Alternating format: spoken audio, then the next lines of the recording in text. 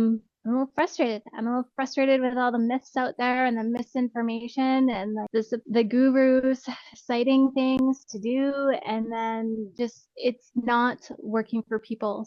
I am Jody Hardy. If you are new to me, thank you for being here. I have been in the alternative field since 1996. My initial training was in lifestyle analysis, and then I became an esthetician. I was going to treat the body on the outside, holistically. And then I decided, well, that doesn't pay very well. So I became a massage therapist, and I had a lovely career of 15 years. And then I was in a horrible MBA, and I couldn't practice full-time or casually anymore. And so I was deemed competitively non-employable. So I re-educated as a board certified health and life coach that specializes with hormones. And I am a board certified drugless practitioner. So from 1996 till now, that is 30 years of experience. And today with me, I have my sister. She is my doppelganger. She is the older one. So if you can tell already, we are related. So I just had to put that out there right now. And Joy was the one that took the family business when our mom passed away, and she continued with the lifestyle analysis. And she also became certified through Erickson Coaching as a business coach. She has also got her personal training through Accountant Pro, and she's done competitions, so she knows nutritions and macros and micros and all the things that I don't want to know about. She does. So she has also got 30 years of alternative background. So between the two of us, that is 60 years in front of you with what she brings to the table and what I bring to the table. And we've decided this year that we're going to get loud. We're going to get loud. We're going to talk about all the myths out there. And because we're having the same conversations, we're having the same conversations that we did 30 years ago. And she and I look at each other just dumbfounded, going, where did we miss the mark? Where did this community lack in educating? Because some of this should be mainstream information already. So we decided to go right back to basics. Water, the myths and facts about our water.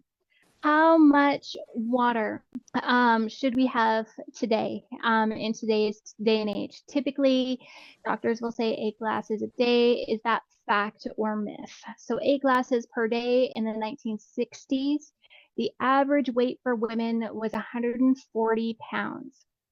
Now, the average weight for women is 170 pounds. So this takes that 8 glasses of water of 8 ounces each out of the equation. The amount of water that we need to intake is more about our body size, our climate, and our genetics. So take your body weight and divide that in half, and that is actually how many ounces we need per day so that our body can begin to detox correctly. And instead of robbing water from other areas of the body to function, such as the brain, the heart, the liver, the lungs, all of that, water also helps reduce body pain. So what I used to explain to my massage clients is that water to us is like oil to a car. Now, if we let our engine run low on water, what is that engine doing? Grinding the gears. Yes, absolutely. Burning So up. what do you think our muscles are doing if we're lacking water? Cramping, drying Cramp. out. And they are grinding against each other. So in my massage room, I used to Destroying say, you know what? ourselves. That is facts. Allison, that is very dramatic. Destroying ourselves. So instead of grinding, we want our muscles to actually smooth and glide. And they cannot do that if it doesn't have water.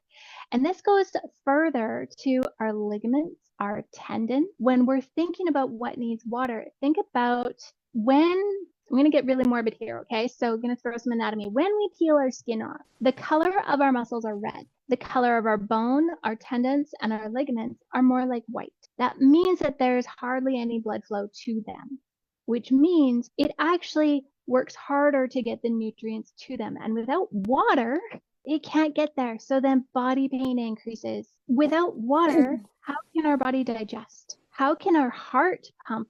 Because if we don't have adequate hydration, our heart has to pump even harder because it's like pumping sludge.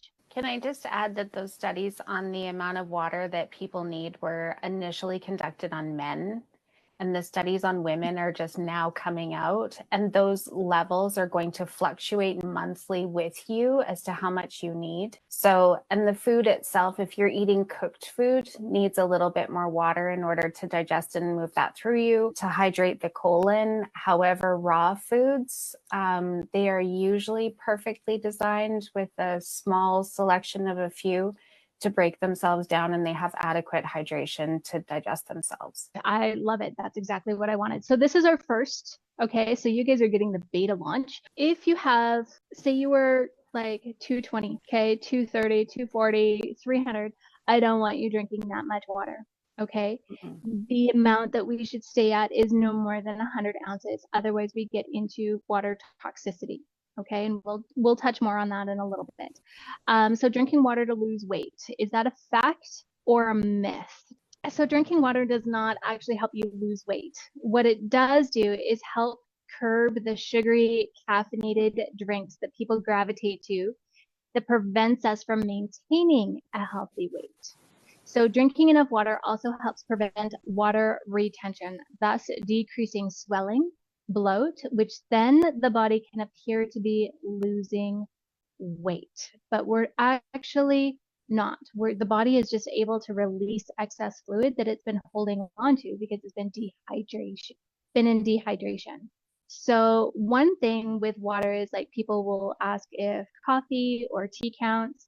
No, it doesn't. Nothing is Soda as water good. count? No, No. soda water. There is a question if soda water from the soda stream is better because bubbles taste amazing, and I have my own solutions about fermented things with the bubbles. So Joy is praying. So I'm gonna let her answer, and then Christina, I'll give you the floor. So the body breaks everything down and turns it back into carbon. When we put carbon in our bodies, and it has nothing to do with it, it's going to be an inflammatory response. The soda water, the soda stream, the research is really divided on it. I find that when I find that much of a divisive nature on anything, why? If the research is not sound, whether or not it's going to be positive or negative for your body, and you actually don't know, just stop it. Because in 10 years, new research is going to come out and it's going to debunk what we thought was healthy. Yeah, like we all thought aspartame was healthy. We all thought that low-fat foods were healthy. That's another seminar, Joy. That's another seminar. Well, I know this is, I'm just saying that join us next time and go on. Yeah, for sure. So about the bubbles and water tasting better with bubbles, because it is difficult to train our brains to like go drink more water, make sure that you're getting enough water. So if it's something a little bit more stimulating and more appealing, like a splash of juice mixed in with the water or something carbonated, that's more of an experience that we can have, easier to get that task done. I do find that helpful. I know that there's some stuff online about fermented ginger and how that can give the carbonation effect in the water. So if that's what you're looking for and that's why you want the soda stream, is for more of an experience to make it easier to drink enough water in the day, I think that's great. I'm also wondering two things actually. As far as the carbon in my body, when I have soda stream water versus regular water, I get a lot of joint pain and deep ache. That's for me. Inflammation. Yeah. Yeah. So that could be different for other people, but that's for me. Gases get stored, definitely. But if it is the difference between you drinking water and not drinking water because you want to put a couple bubbles in it, or if you're not going to drink any water, please just do better. Do what's going to help you do better. We want you to get the fluids in. Yeah. At the same time, we want you to have the information so that you can work towards So this is not an all or nothing. So please, everyone, don't just go and drink 100 ounces of water tomorrow when you're only used to having like maybe 20, because then you're going to be cursing me and you're going to be going to the bathroom like every 20 minutes, and you're actually going to pee out all of your nutrients and all of your minerals because your body is not accustomed to that. So it is a gradual process. Yes. Add a glass 2 or 3 days, add another glass. And it is actually normal to be going to the restroom every 2 to 3 She hours. drinks water.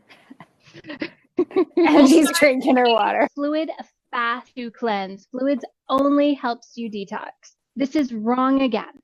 So when we partake in these behaviors, so fluid to fast, okay, this seems like we're detoxing and healing our body. Instead, what we are doing is putting more pressure on the kidneys, which is water toxicity, spiking our glucose index, and inhibiting proper absorption of our nutrients, essential for our brain, hormone, and spiking cortisol and cortisone health and affecting our adrenal health. So when I do dried urine hormonal testing, I can tell you whether you're getting too much water or too little water.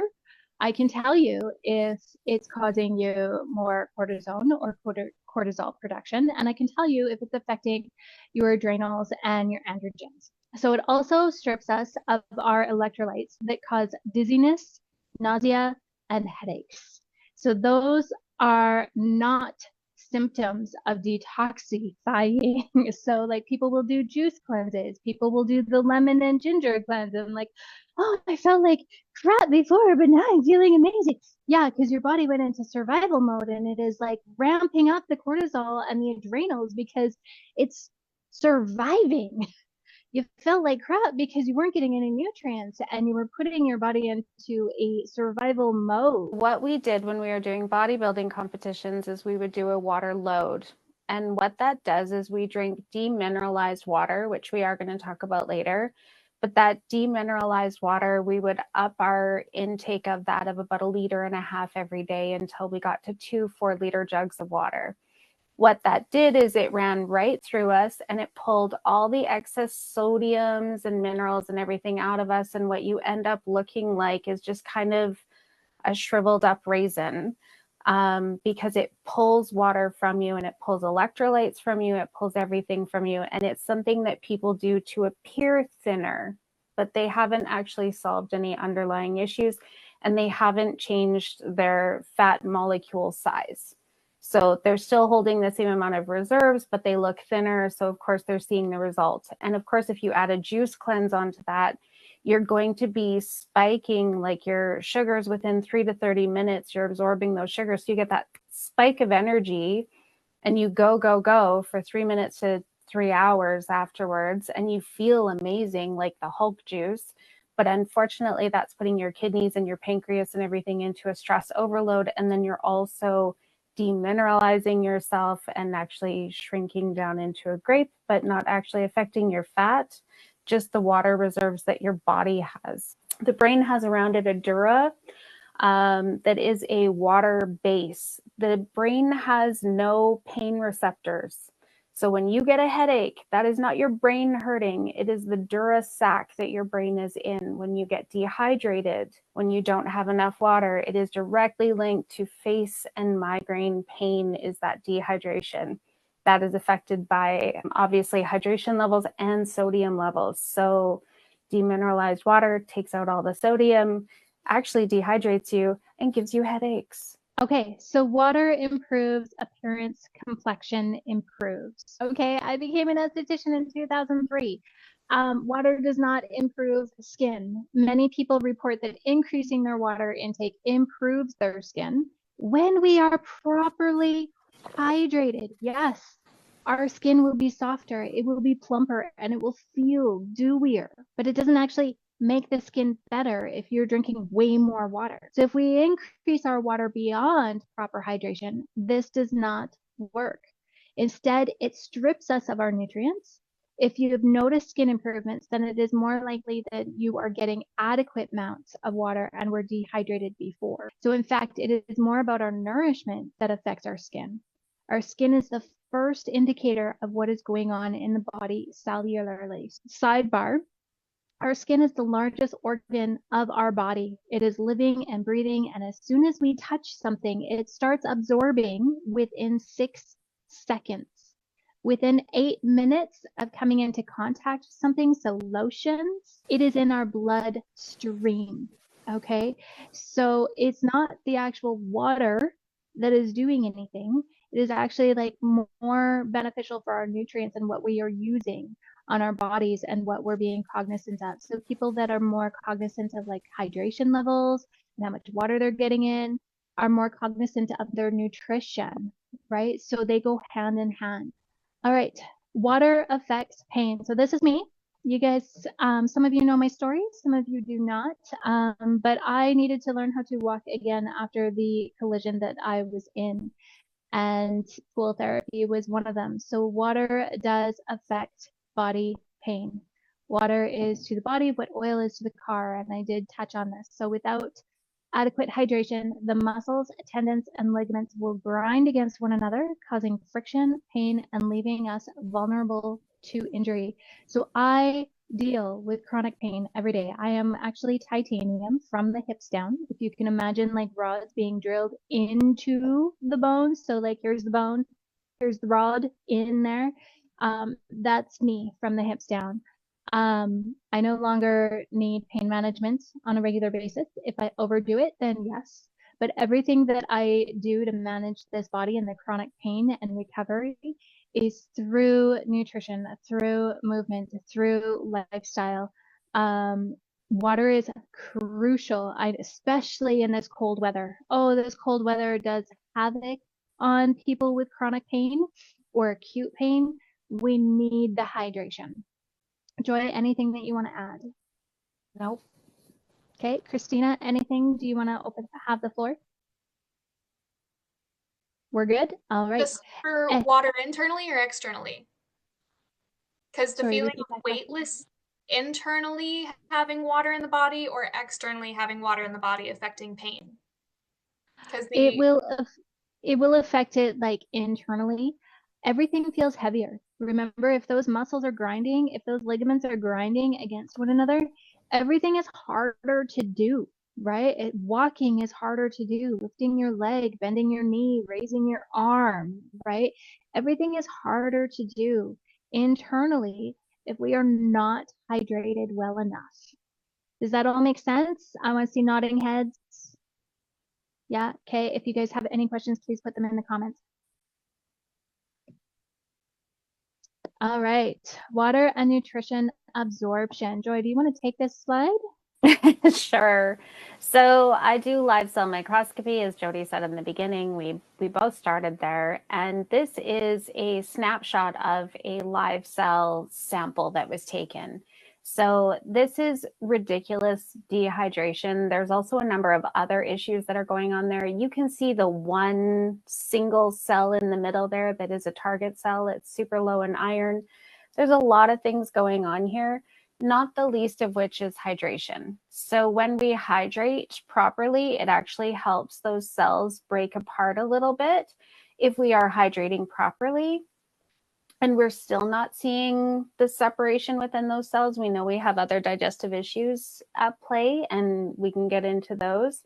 But basically, without proper hydration, your blood becomes like this sludge that your heart is then pumping, that your liver has to pull apart, like pulling a load out of the laundry that you didn't put fabric softener into or vinegar, and you're pulling the socks out and your panties off the back of your blazer, and the liver's got to do all that work before it can actually clean the individual cells. So you're putting extra stress on all of your organs. And also your cells are the transportation system of the body. So they are transporting all of your micro and macronutrients to all of your organs, including your skin, including your bones and your joints and everything. And when we don't have that transportation system operating optimally, which hydration helps with, you're not getting the nutrients you need to your brain.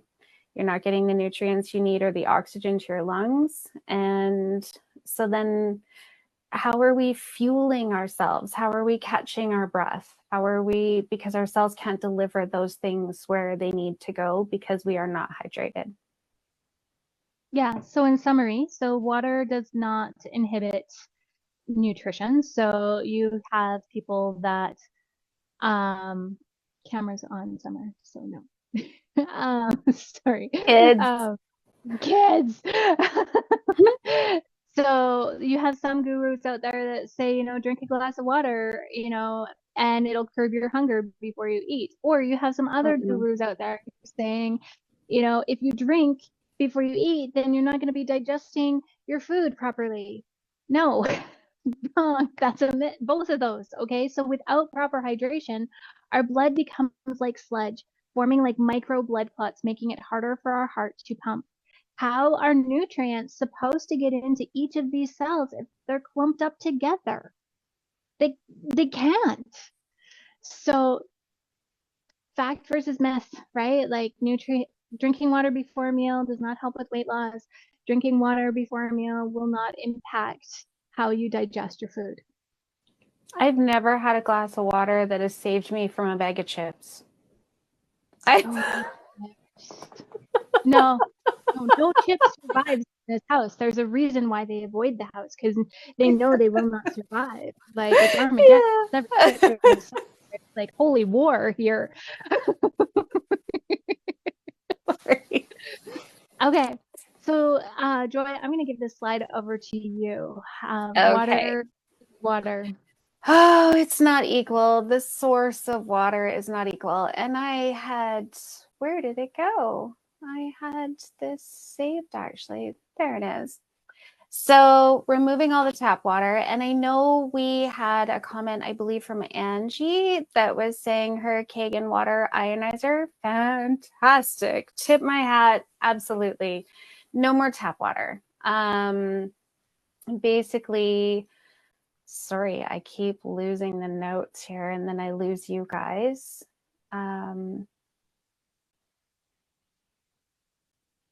Apologies. So we're going to remove the tap water. No acceptable amounts of fluoride. So you want to have a really good filtration system that's going to remove the fluoride. Water does have a memory. So in as much as every snowflake is different, the ions in the air mix with the micronutrients and the water particles causing unique snowflakes. I'm really oversimplifying. Every drop of water is also equally different. They meet with different micronutrients as they flow from the rivers and streams and the mountaintops, minerals, bacteria, etc. So when you demineralize the water, it does remember what it once held, and it will pull those minerals back to get back to the fullness of what it once was. So when I talked about doing the water load as a bodybuilder earlier, that water load that we're drinking so much is actually the water pulling the minerals out of us.